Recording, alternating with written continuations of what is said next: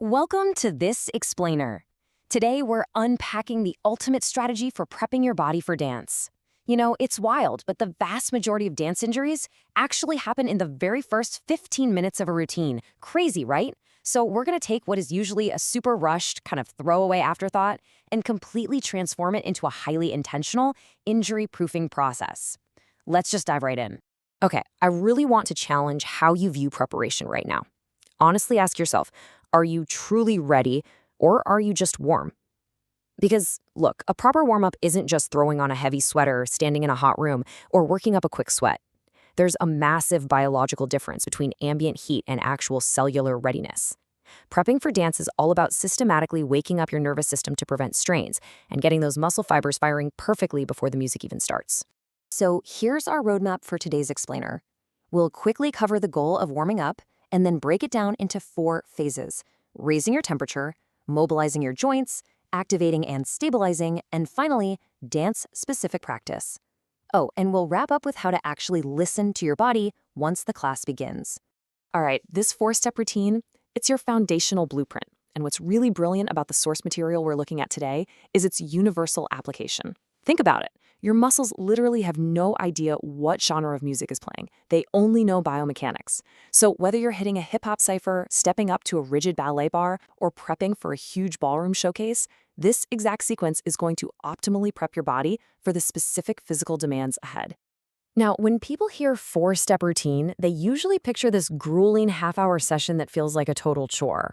But actually, it's incredibly efficient. This entire pre-class routine takes like 10 to 18 minutes, tops. Stretching it to 30 minutes will just leave you fatigued, while a rushed 2-minute stretch is basically inviting an injury.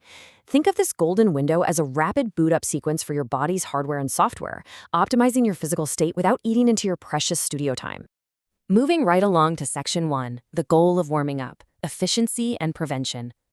The fundamental truth we see here is that warming up before a lesson helps your body move more efficiently, and it heavily reduces your risk of strains and sprains.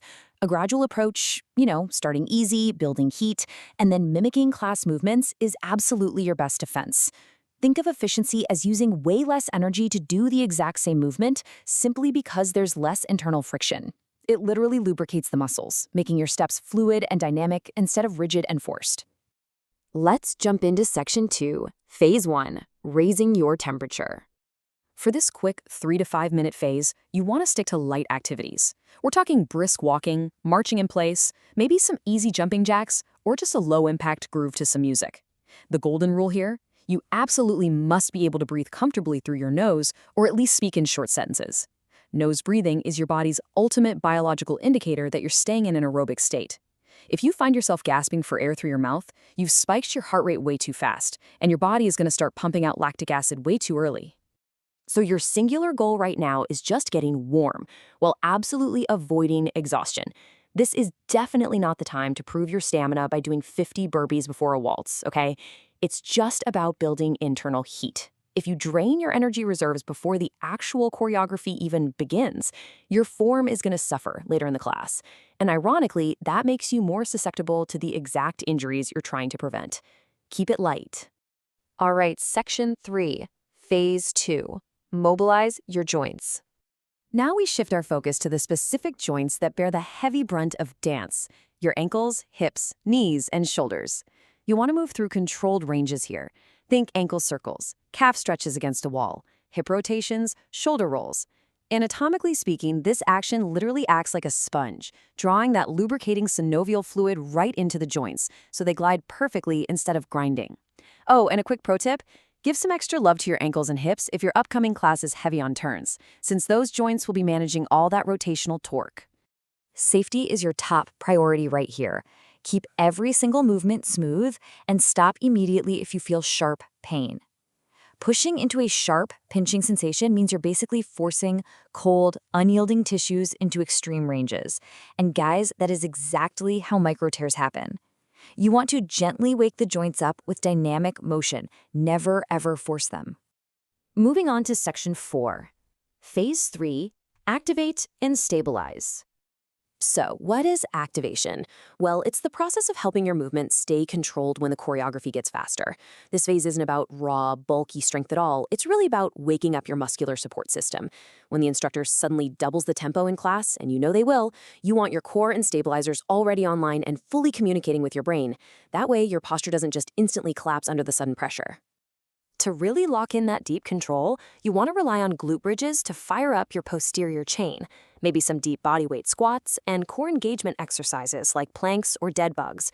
These exercises are basically the essential scaffolding for your upcoming jumps and turns, but the absolute golden rule for this phase: go slow. Seriously, rushing through a sloppy 10-second plank completely defeats the entire purpose. You gotta prioritize perfect form and deep muscle engagement over speed. Next up, Section 5, Phase 4, Dance-Specific Practice. This is where you need to let your nervous system actually map what you'll be asked to do. Think back to our earlier tech analogy. You are fully booting up the software, so your brain instantly recognizes the upcoming choreography. This phase perfectly bridges the critical gap between, say, a generic fitness warm-up you do at the gym and the highly specific, complex, multi-directional demands of your specific dance routine. Depending on your specific style, you'll want to gently rehearse the upcoming patterns. Just tap out some gentle footwork to the rhythm of the room. If you're in ballet or contemporary, run through some arm swings and posture resets. Try basic traveling steps or basic turns at exactly half speed, or maybe execute some really controlled pliés or lunges. Basically, treat this as a low-stakes dress rehearsal for your muscles. Remember the mental shift we need here. Your focus is a coordination rehearsal, not a full-blown workout. Keep the physical intensity strictly moderate. You're just giving your nervous system a gentle whisper of what's to come, rather than shouting at it until it's completely exhausted. Save all that explosive energy for the actual class. And finally, Section 6, Listening to your body. Okay, once the music drops and the actual class begins, your safety awareness has to remain paramount. You need to monitor your body in real time. If you feel a little tight, no big deal. Just scale back your range of motion and rebuild it gradually as you get warmer. But if you feel sharp pain, sudden numbness, or just a strange tweak, hit pause, reassess immediately. Treating those signals like the crucial warning lights on your car's dashboard is exactly what keeps you dancing for years, and not just for one afternoon. Ultimately, following this guide guarantees us one highly desirable outcome. As our source material points out, with a consistent routine, you'll likely feel more stable, less stiff, and better prepared for the demands of technique and choreography. And really, that is the true magic of this 10 to 18-minute investment. You get pure physical stability, rapidly elevated technique, and absolutely zero stiffness when it matters most. So before you step into the studio for your very next lesson, I want to leave you with this question.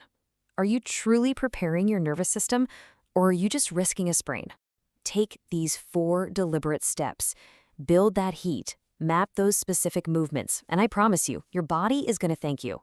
Thanks so much for joining me on this explainer. Keep learning, keep moving, and we'll see you next time.